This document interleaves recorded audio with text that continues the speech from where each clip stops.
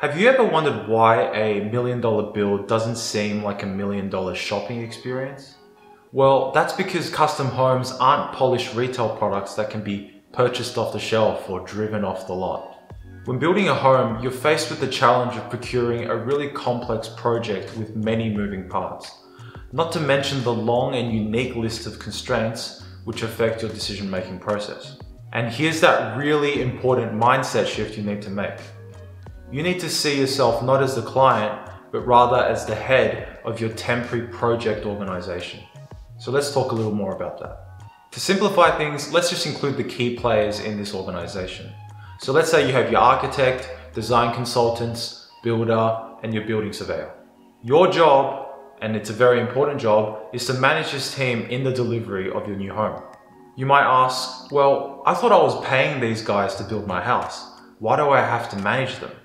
The answer is, it's the same reason why managers are required in any other traditional organizational structure. Everyone on the team is trying their best, but what they think is best for the project may not fully align with the project's goals. So really, it's largely up to yourself to make sure that things go smoothly. Now, what do I mean by this? So let's say during a design meeting, your architect has proposed a change to the external facade and the cladding material choice. He believes it's really important to make this change as it will add lots of value to the design and it will tie in perfectly with the brief.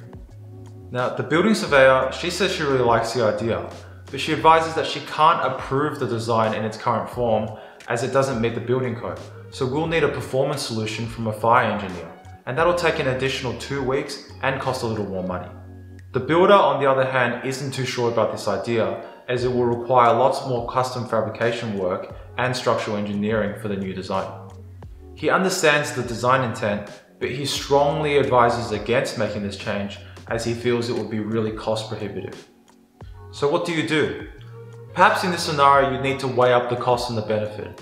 What's going to be the cost and the time delay involved in making this change happen, and what's the additional value it's going to add to the project? But before all the architects and other industry folk get mad at me, I'm not saying that you should micromanage your team or disregard their opinion.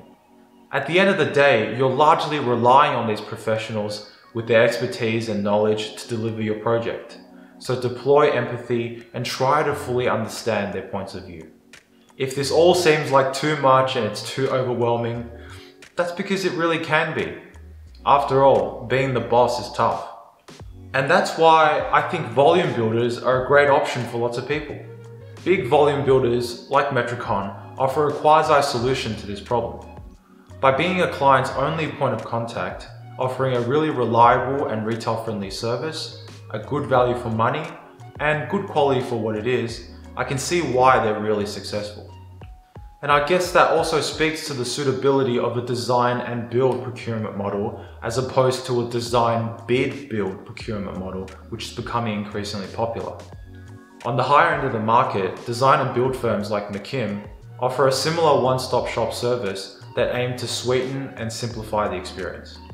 And it's no surprise that similar design and build procurement models have become the industry standard on large commercial projects. So before you embark on your custom home building project, just be aware that you might need to shift your mindset a little to have a more enjoyable experience.